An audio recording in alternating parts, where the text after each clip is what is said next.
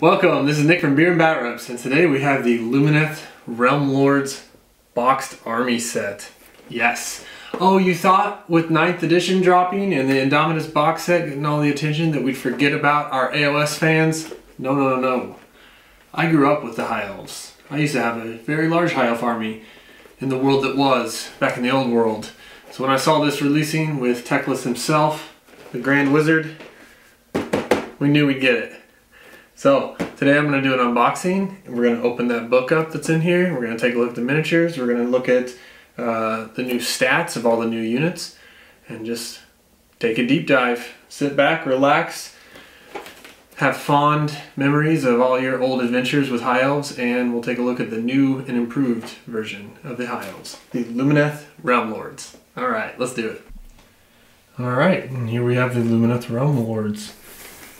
What great box art. They are really going all out with the art. You have the really creepy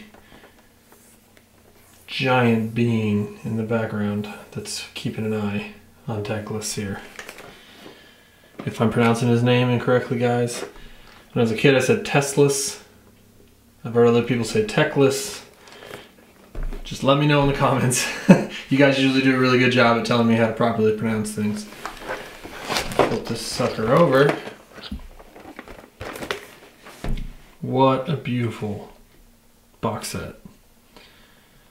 Alright, right here. Let that focus. It says, the battlefield glows bright as the Lumineth go to war. These elegant elves hail from Heish, the realm of light, where enlightening music surges in the magic surges in the air itself. Able to channel that arcane power through the marvel of Aether Quartz, they are faster, more dexterous, and more magically talented than any of their myriad enemies. Yet in the shadow of that excellence lies pride, and is led down dark paths indeed. Alright, in this box you'll find all the Citadel miniatures you need to start your collection in style. You'll also find exclusive content including not only the Battle Tome Lumineth Realm Lords, which features the lore of this proud race and rules for playing games with your new miniatures, but also a set of dice, a combat gauge, and reference cards that detail the artifacts of power, command traits, and spell lores for the wider Lumineth range. This box contains a 96-page special edition Battle Tome, Lumineth Realm Lords, 16-page core rulebook, 20 Lumineth dice, a 3-inch combat gauge, a token sheet, 36 cards for artifacts of power, command traits, and spell lords, including is one Light of Aetherion. I don't know if you've seen this model online. It is truly just spectacular in design. There's no one in the armor. It's just a floating suit of armor. We got a floating leg right there. We got a floating arm to the side right there. Spectacular. 5 of the new Venari Dawn Riders. Probably the best looking horses they've ever made. I love the braided tail. They look nice and big on the table. And, oof, these spears. They look so fragile, but they just look so amazing. And then 10 Venari Auralan Wardens. We're going to call them Wardens from here on out. Wardens and Dawn Riders. These guys are great. If you don't know what they do, they're the battle line, and for each unit of these you purchase as battle line and unlocks one of the other units as battle line. So these are kind of the heart and soul, your bread and butter. And they look spectacular. The plumes on their helmets, the shields, just looks great. Ooh, can't wait to open this thing up. Let's do it. Alright, so, a little knife here. I'm just going to carefully cut this thing open. Oh, almost like ASMR, right? ASMR for AOS.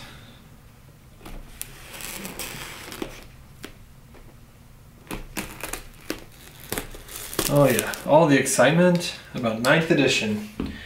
And I'm over here going, what about the new Realm Lords box? Can't forget about that. I am so happy that I made this happen. Alright.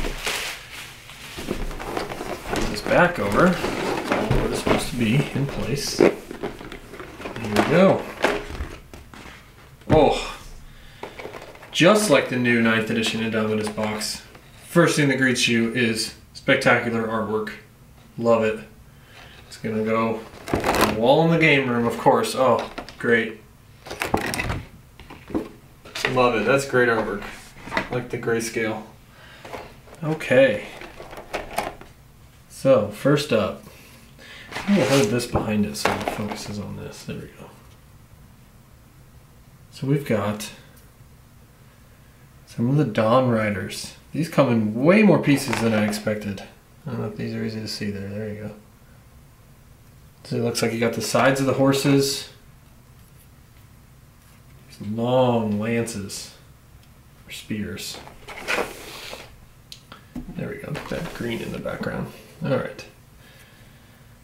The horse heads just look spectacular. Oh, so much detail just in every single bit. They loved this kind of scale, diamond scale armor, which for a painter like me that loves to dry brush, you love seeing that. That's beautiful. I can't wait to do this. I already have a paint scheme in mind. It's going to be kind of a cherry blossom garden on the armor and cloaks. It's going to look really nice. I don't know how fast it'll paint up, but it's going to look really good. Whoa, believe it or not, this entire sprue is one Dawn Rider, it looks like. So there's two. These are going to be big models. There's another two. It looks like the last one right here. Ooh, this one's nice. That's the big pennant, big flag. Wow, there's so much detail. Even the bases of the horse's hooves have plants growing on it. Whew. Wow, these are going to be so much fun to paint.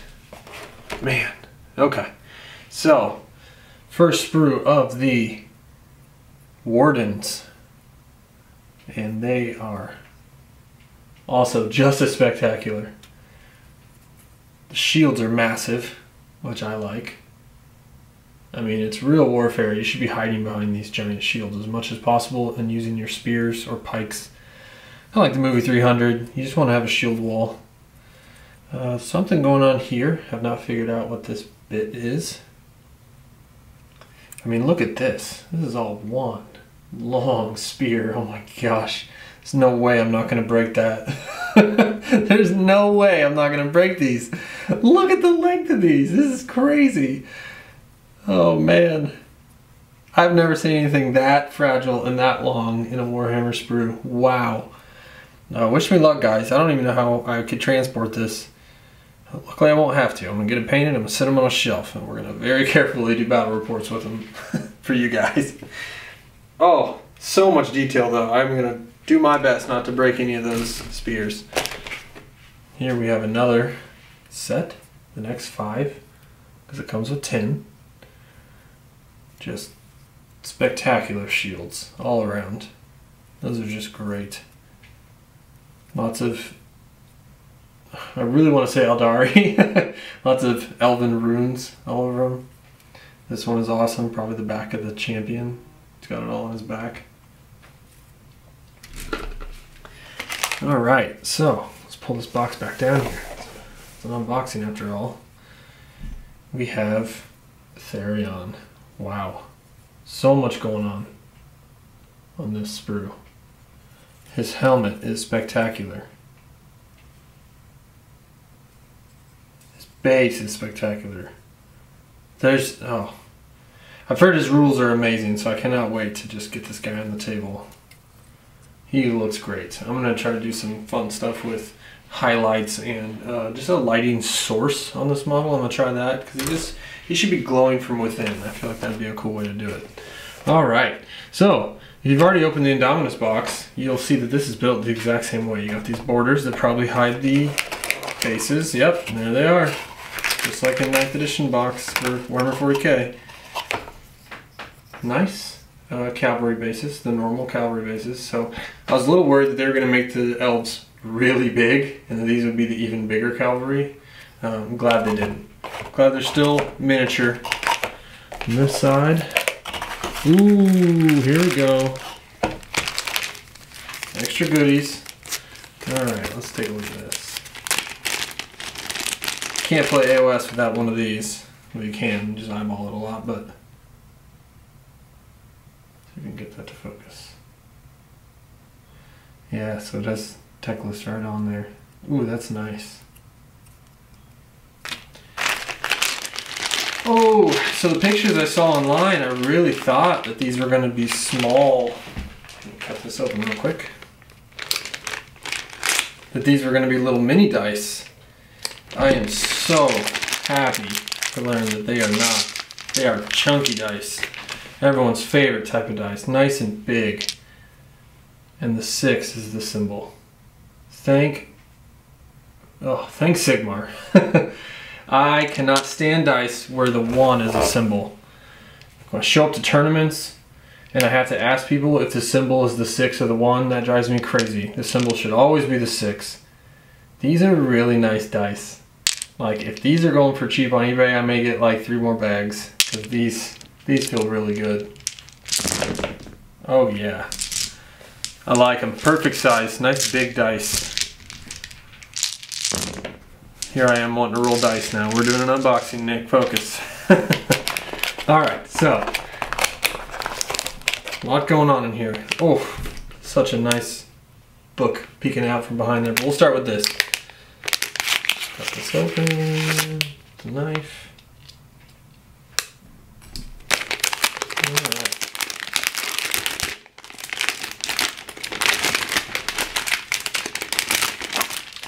This wrapper out of here. Let's take a look at this. So first up, the one already fell out. We have a nice 9-inch ruler with some artwork on it. You know, as a kid I always hated when they gave us the cardboard rulers in box sets. I thought it was so stupid. But now that everything deep strikes or comes from reserves exactly 9 away, these are actually super handy. You just throw it out on the board. Make sure you're 9 away from people when you're deep striking. Alright, so we just have lots of little tokens.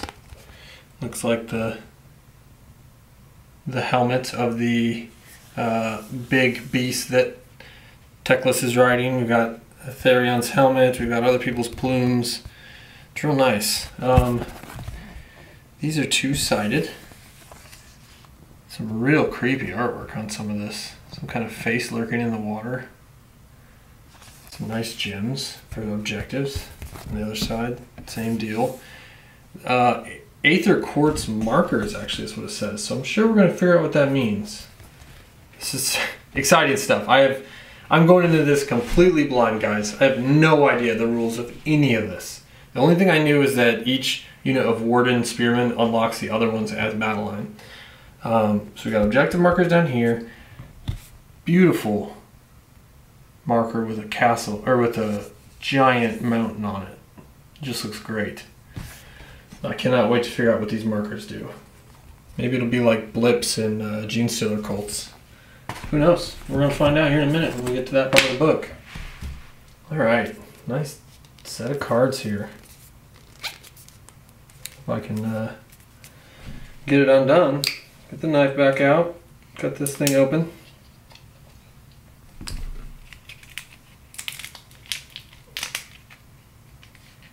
Oh man, yeah, so the next two AOS drops. This one and then the Sons of Behemat. I'm going to be all over it. So, first one, overwhelming heat. The caster causes the air to grow thick and thicker with oppressive, overwhelming heat. If overwhelming heat has a casting value of 7, if successfully cast, pick one enemy unit wholly within 24 inches, invisible. Have their move characteristic of that unit to your next hero phase, then roll a dice. If the roll is equal to or greater than the unit's save characteristic, they suffer D3 mortal wounds. So it's one of those weird spells where it takes a whole turn for it to finally hit. So it slows them down right at the beginning, and then the next turn, they take D3 mortal wounds. Interesting. They made this deck so tight in here. I'm trying to get it out. Okay. Let's look at some more of the lore here. Got command traits. We've got artifacts, command traits, lore of the high peaks. Here we go. Alright, so this one's Assault of Stone. Casting value 8. If successfully cast, pick one enemy unit wholly within 24 inches again. Roll a number of dice equal to the casting roll. For each roll that is less than the unit's save characteristic, they suffer 1 mortal wound. Rolls are 1 or 2 always fail to inflict a mortal wound. The save characteristic of dash counts as 6. Okay, so the worse their save is, the easier it is to do wounds. So, let's say I roll 2d6 to cast this and I roll a 10. I get to roll 10 dice. And for every dice that's under their save, they take a mortal wound. That's a good one. I like that. Just kind of throwing rocks at them. Assault of Stone. Let's just go through the spells. There's so many artifacts and command traits to go through that we could do that forever. There's so many. Okay. Next. The Speed of Heish. Casting value 5. If successfully cast, pick one friendly Lumineth Realm Lord's unit wholly within 18 and visible to them. Double the move characteristic of that unit. Oh, so good. Solar Flare. Oh, there we go. Casting value 8. Pick a point on the battlefield within 10 inches and visible. If there's an end in the spell at that point, it's dispelled.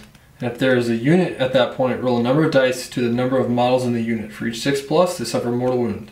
In addition, until your next hero phase, subtract 2 from casting, dispelling, and unbinding rolls for wizards within 12 points of that point. Lots to take in from that spell. That's a powerful spell. It does a lot of different things. Lambent Light. So many spells. Casting value 5. If successfully cast, pick one enemy unit within 18 inches and visible. Till your next hero phase, you can reroll hit rolls for attacks made with missile weapons that target that unit. Wow. I fully expect to have at least one full 20 pack of those archers.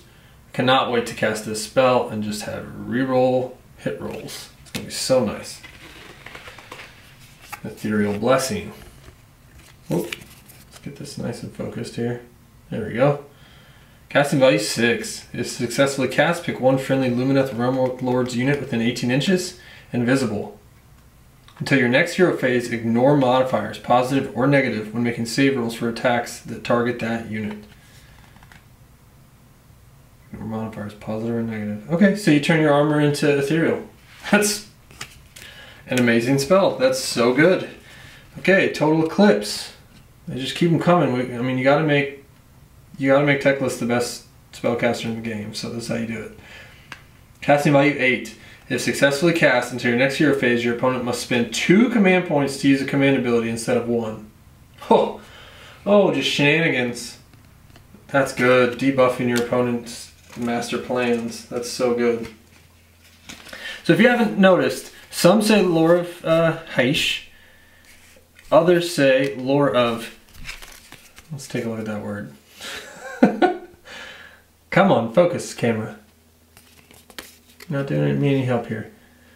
Lore of Zytrek, Z-A-I-T-R-E-C. Alright. And then lore of the high peaks. So there's a lot of lores here. Back to lore of Heish. Protection. Casting value 8. If successfully cast until your next hero phase, roll a dice each time you allocate a wound or mortal wound to a friendly unit wholly within 9 inches of the caster. On a 5+, that wound or mortal wound is negated. Spell cannot be cast in the same hero phase as Protection of Teclis. So there must be another protection one. Wow, so a 9-inch bubble of 5-up Feel No Pain, 5-up Shrug. We're just basically turning a 9-inch bubble of, we're Nurgle now. We have Disgustingly Resilient. Lore of the High Peaks, Unyielding Calm. Unyielding Calm has a casting value of only 4. If successfully cast, pick one Lumineth Realm Lord's unit wholly within 18 until your next hero phase. Do not take battle shock tests. That's why it's easy to cast. Nothing special there. Lore of the High Peaks, Crippling Vertigo. Crippling Vertigo is a casting value of 6. Pick one enemy unit wholly within 18 and visible. Until your next hero phase, roll 2d6 before that unit makes a normal move, a charge move, or a pylon move. If the roll is greater than the unit's bravery characteristic, it cannot make that move. Wow. You're playing against Skaven, you're playing against goblins or orcs, things with bad leadership or bad bravery. Hit them with this, and they got a test to be able to do anything. Move, charge move, or pylon. Doesn't stop them from shooting, but still really good. Lord of the High Peaks, Voice of the Mountains. Casting value 6. Until the end of the turn, subtract 2 from bravery characteristic of enemy units. Just subtract 2 of enemy units. That must be board wide. Wow. Then, until your next hero phase, subtract 1 from the bravery characteristic of enemy units instead.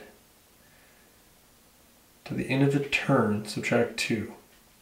Then, until your next hero phase, subtract 1. Wow, so that lingers. That's a good one.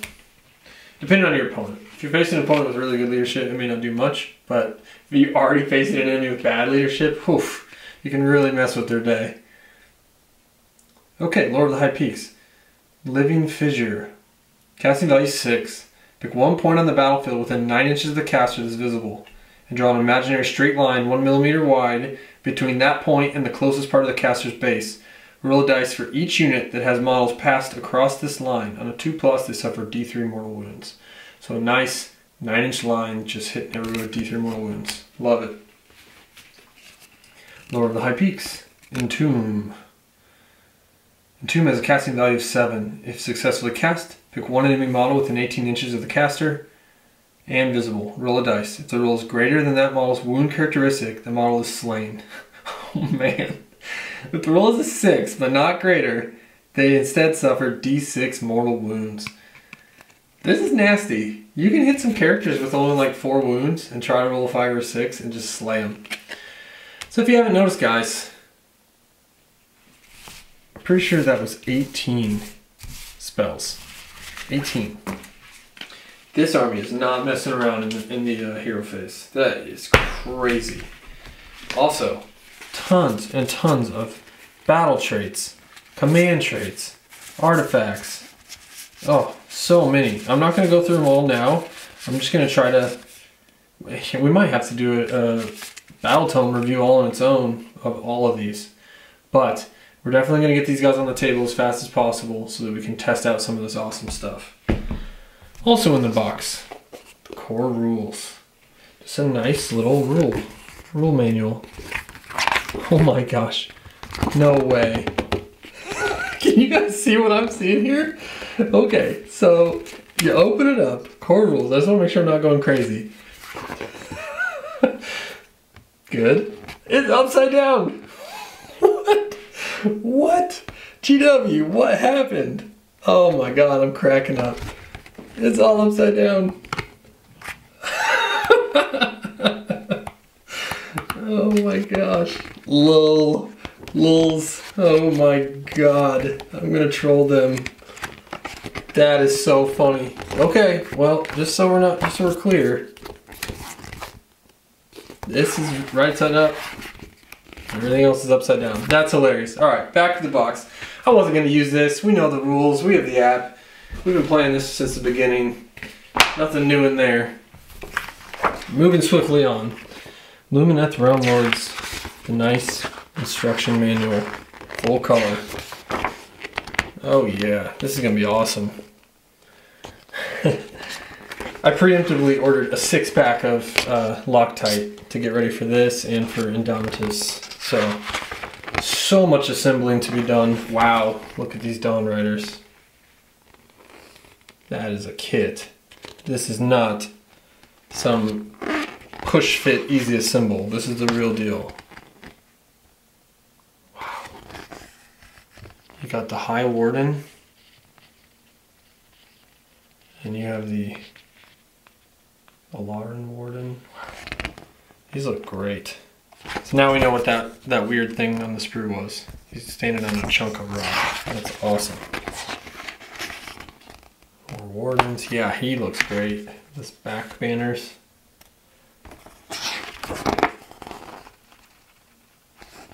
Kind of give you a little paint schemes. Wow, this is great. Really good, really good instruction manual. All right, the moment. And here we have the Battle Tome in all its glory. It truly is amazing. It has this glowing or shiny gold font on the sides and on the front. And even the paper, even the edge is all gold. A really nice back to it. It's just a really nice book. This is why I refuse to go all digital, like a lot of people are starting to do.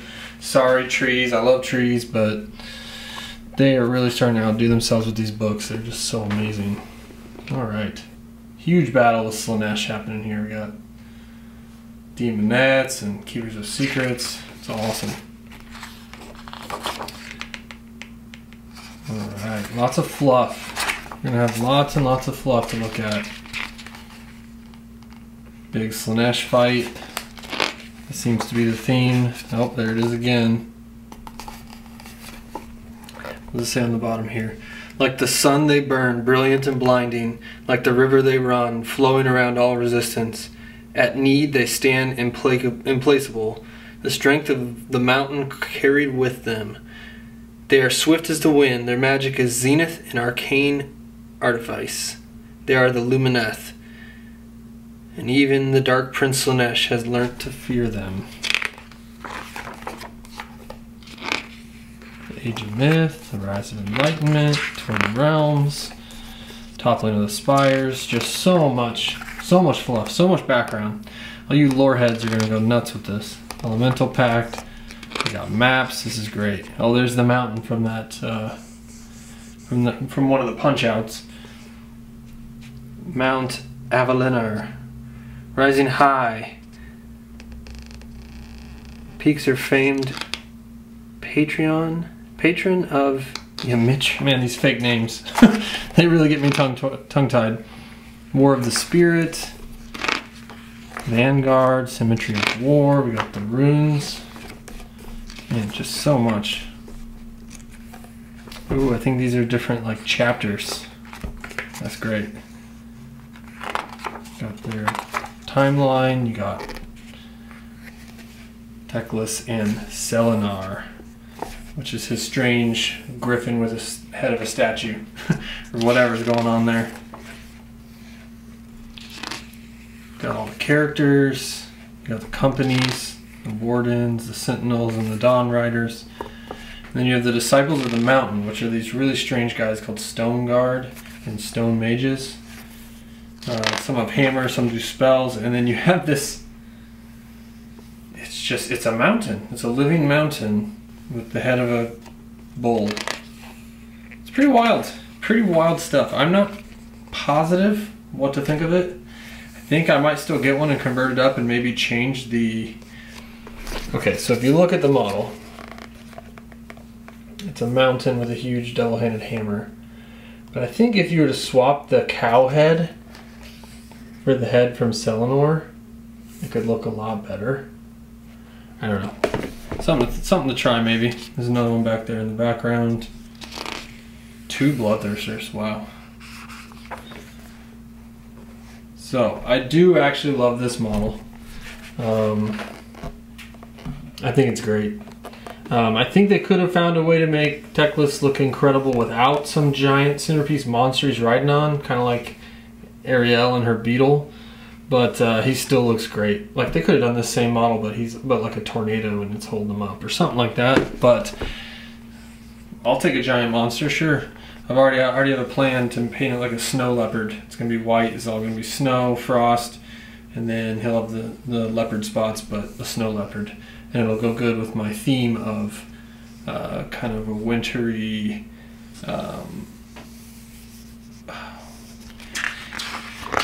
Cherry blossom, kind of a cherry blossom theme. Oh, I can't wait. All right, so here's the crazy Stoneheart King. I'm gonna try to be nice about this. I don't like the model, and I love GW. I'm a diehard GW fan. Not a fan of that model, but I still want to try to make it work. I've heard the statistics are insane. And there's probably going to be something we want on the battlefield. But man, these troops, just so good. The models are just incredible. See down here, they're just charging headlong into the Bone Reapers. So great. And the new archers, the sentinels with the 3 strings. Just amazing models. I cannot wait till those come out. So we got another one of these mountain bowls. You got the guys on foot with the hammers. I'm sure they're really good, but I mean, when you compare that to like the old High Elves, the White Lions just had so much flavor with the lion pelts on them and the axes. They were from the forest. They chopped down wood. That was kind of their thing. I don't know what to think about these hammers. On the other hand, this guy, this floating mage, looks amazing. So this whole army, I pretty much love most of it except the giant bull and the guys with the hammers. I don't like them as much, but I love the basic troops. I love all the characters, and I really like the cavalry. I can already see myself getting a cavalry heavy force. It shows you how to paint them, the way they paint them, stallions and the armor. Ooh, a little basing section, that's nice. Alright, allegiance abilities. This is all new to me, guys. Here we go. So you have the Aether Quartz Reserve. Each unit in a Lumineth Realm Lord's army starts a battle with 1 Aether Quartz. Once per phase, you can say that 1 unit will use its Aether Quartz Reserve to use one of the following Aether Quartz Reserve abilities. However, if you do so, subtract 1 from the unit's bravery for the rest of the battle. Wow. Okay, so you can do this for 1 phase, but it's going to cost you a whole bravery for the rest of the battle. First one, Heightened Reflexes. You can say the unit will use this ability when it's picked to be the target of an enemy attack. If you do so, add 1 of the save rolls for the attacks that target that unit into the end of the phase. Wow, +1 save. That's so good. Okay. Heightened Senses. You can say this unit will use this ability when it's picked to shoot or fight. If you do so, add 1 to the hit rolls made by that unit until the end of the phase. +1 to hit. So we have +1 armor and +1 to hit. Really good. Magical Boost. You can use this after it is attempted to cast a spell, but before any unbinding rolls are made. If you do so, you can either add 1 to the casting roll or re-roll the casting roll. It's really good. That's really good. So each unit starts with 1. I'm sure there's going to be ways to add more. Magical Insight. You can say that you will use this ability at the start of your hero phase. If you do so, the unit can attempt to cast 1 extra spell that phase. So we've got a lot of spell casting. Okay, we have Absorb Despair. If a friendly unit uses this Aether Quartz Reserve while it's wholly within 18 inches of any friendly Calthalars, you can pick 1 of the Calthalars within 18 inches of that unit and say that they will absorb the negative energy. Okay, if it absorbs negative energy, do not subtract 1 from the unit's bravery. Instead, you can pick 1 enemy unit within 18 inches. If you do so, subtract 1 from their bravery for the rest of the battle. Same unit cannot be affected more than once per battle. That was pretty good. And then lightning reactions. During your combat phase, when it's your turn to pick a fight, you can pick 2 eligible units instead of 1. Oh, this isn't an Aether Quartz Reserve. This is just a rule that the army has. You pick 2 eligible units to fight instead of 1. If you do so, each of those units can fight one after the other in order of your choice. Wow. Okay. So, one of the strongest things about my Idoneth Deepkin is that on turn 3 they all fight all at once. They all get to fight first. This is like a game-long version of that. But you just pick 2 to every 1. So you pick 2 units, your opponent picks 1. Then you pick 2 units, and your opponent picks 1. This is game-winning. It's amazing. Note this ability only applies during the combat phase, therefore cannot be used for units that fight at the start or into the combat phase, or for units that fight in any phase other than the combat phase. Gotcha. And then you have Lumineth Great Nations. You can choose a Lumineth Realm Lord's army. You can choose to give them the Great Nation keyword from the list below, and there are 4 of them. You get abilities for that Great Nation, whichever one you pick. It looks like this is it right here. Right? No, this is Symmetrica. Yeah, Symmetrica, Sar, Euthala, and Zytrek, and that's page 73. So we're not quite there yet. This is battle traits, command traits, artifacts from the different places where they hail.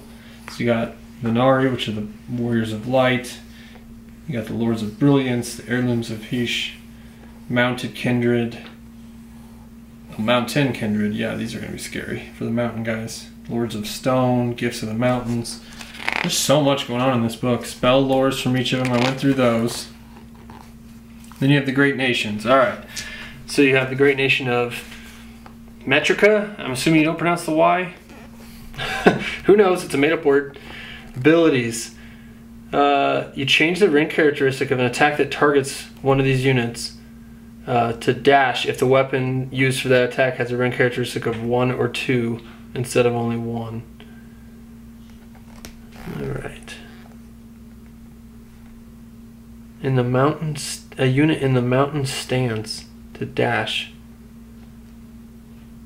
Wow, okay.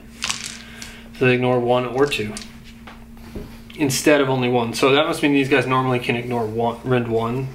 These guys ignore rend 1 or 2. That's very, very good. Alright, do this commandability at the end of the combat phase. Pick one friendly unit that has just forced an enemy unit to move using the Tectonic Force battle trait. For the first time in that phase and wholly within 18 inches, you can use this battle trait for a second time and force one other enemy unit within 1 inches. I'm not sure how good that is because I'm not sure what that battle trait does, but you get to do it again, so that's pretty cool.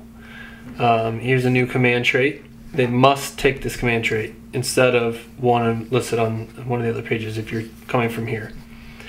Almighty Blow. When this general fights, instead of piling and attacking, you can say that it will unleash a single mighty blow. If you do so, pick one enemy unit within 1 inch of the general, roll a dice. On a 2+, they suffer D3 mortal wounds. Not bad. I mean, it's not going to be great on like some giant mountain monster, but on a little elf with a spear, D3 mortal wounds. It's not terrible. You got an artifact of power. Pick one bear's melee weapons. Once per phase, you can add 1 to the damage by 1 attack made with that weapon. In addition, roll a dice each time you allocate a wound or mortal wound on the bear. On a 6, it ignores it. Unless it's an endless spell. On a 5+, ignore the effects of the spell on that caster. So, some pretty good stuff there. If you come from the great nation of Sar, Gleaming Brightness, Sar units start the battle with 2 Aether Quartz reserves instead of 1. So if you go back on that last page and go through all those, you can see how powerful that could be. That's really good. Pick one. That's pretty good. So the command ability, you pick one friendly Sar unit that has any Aether Quartz reserves and is wholly within 18. That unit can use one of its Aether Quartz reserves to use that Aether Quartz reserve ability. So you can use the characters on a unit. So that's kind of cool. So this one is Goading Arrogance. At the start of the combat phase, you can pick one enemy hero within 6 inches of the general. Enemy hero can only target this general in the face. In addition, you can have 1 of the hit rolls for the attacks that target the enemy hero. So he basically makes you fight him. That's kind of cool, as long as you're tanky. Artifacts of Power. Unmodified roll of a 3+ for an attack made by that weapon always hits the target, and an unmodified roll of 3+ for an attack made with the weapon is always successful to wound.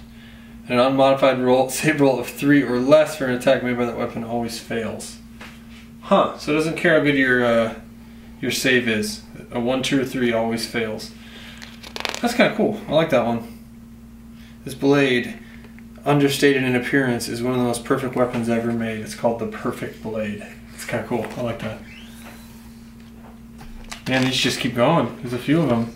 We'll skip past it, but as you can see, there's tons of good stuff in there. We got specific missions.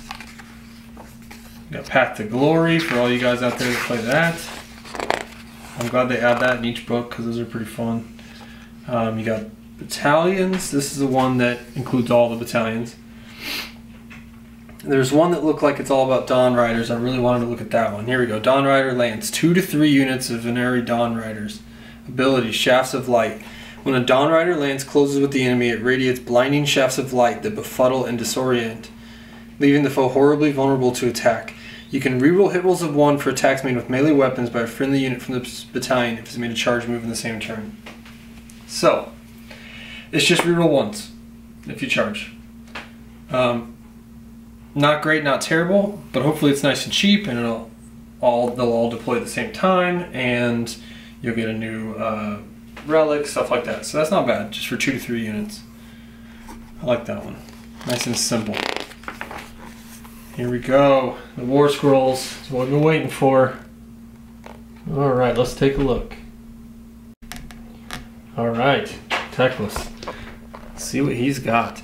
16 wounds with a 4-up save. So right off the bat, he's beefy. He's got a 12-inch move that brackets. Alright, missile weapons. We got his Lunar Staff. 18-inch range, 1 attack, 2 to hit, 2 to wound, -3 d6 damage. Oh my gosh. So right off the bat, his staff is just a meteor. I mean, 2s and 2s, Rin 3, d6 damage. That's really good. You know, knowing me, I'll roll 1s every time, but still, it's fun. Sword of Teclis. 2 attacks, 4s to hit, so not great, but 2s to wound, -3 d3. So if you can get a hit, I mean, he's a wizard, and it's not supposed to be that good at hitting. And then we have the Moonbright Talons. It starts at 6 and goes down. 3s to hit, 3s to wound, -2, flat 2. So, pretty nasty. I mean, it's not hitting like a truck, like you'd think a 660 point model is. In case you guys didn't know, he's 660 points. But let's see what kind of crazy powers he has. First rule is Archmage. At the start of your hero phase, you must say if this model will cast 1 spell, 2 spells, or up to 4 spells. If this model will cast 1 spell, when it attempts to cast that spell, it is automatically cast. Do not roll any dice, and cannot be unbound. So if you want to just cast 1, it can't be stopped. He just does it. If he casts 2, when he attempts to cast those spells, each is automatically cast with a casting roll of 12 that cannot be modified. Do not roll 2d6. Enemy wizards can attempt to unbind these spells. You can attempt it, but they're cast with a 12. Okay, so there's 2 basically auto casts. And then if this model will cast up to 4 spells and attempts to cast those spells, each is automatically cast with a casting roll of 10 that cannot be modified. Not roll 2d6. Enemy wizards can attempt to unbind these spells. Wow. Okay. So it's 1 that just cannot be stopped no matter what. Or it's 2 that are cast with a 12. So very hard to stop, but if you have some modifiers or like the scrolls that Stormcast have, that's a 1 way to stop it. Or you can cast up to 4 and they're all just auto cast with power 10. Wow, unbelievable. That is so good. And if you remember any of those spells, they were all so good. He's going to be a real problem on the table. Alright, so he has the Aura of Selenar. That's the beast he's riding. It starts at 16-inch bubble and goes down to 4 in the bracketing section over here. What it does is add 1 to casting, dispelling, and unbinding rolls for friendly Lumineth Realm Lords units within range of this model's aura. The range of the aura is shown in the damage chart, so it goes down. So within 16 inches, you're adding 1 to the casting. Technically, he's in his own casting bubble, but these pretty much just flat out say it's 12, it's auto, or it's 10. So I don't think he gets that. So it's to buff other casters, which, frankly, if I have him on the table, he's probably going to be my only caster. Alright, we have the Discs of the Elementari. In your hero phase, in addition to casting 1, 2, or up to 4 spells, this model can automatically dispel 1 endless spell, do not roll 2d6. In the enemy hero phase, this model can automatically unbind 1 enemy spell, do not roll 2d6. Wow. So he just auto stops the spell every turn. Oh man, that's so powerful. Okay, crazy. Alright, you got the Seen Stone of Selenar. Each time a friendly unit within range of this model's Aura of Selenar ability is affected by an enemy wizard, you can roll a dice. On a 4+, ignore the effects of that spell or endless spell on that unit. That enemy unit then suffers D through mortal wounds. The range of the Aura of Selenar ability for this model is shown on the damage table. Okay, so Aura of Selenar is also this. So it's also a 16-inch bubble. What? A 16-inch bubble of just stopping spells on 4-ups, ignoring all effects of them, and doing D3 to the enemy. This guy is going to dominate the magic phase, the hero phase, in a way we haven't seen. I mean, obviously, Lord of Change is still tip top of the spell casting, but this is just crazy. All right, Teclis is a wizard. The number of spells that he can cast determined on the Archmage on the left. He can attempt to unbind any number of spells in the enemy hero phase. Any number of spells. You can unbind any number. So just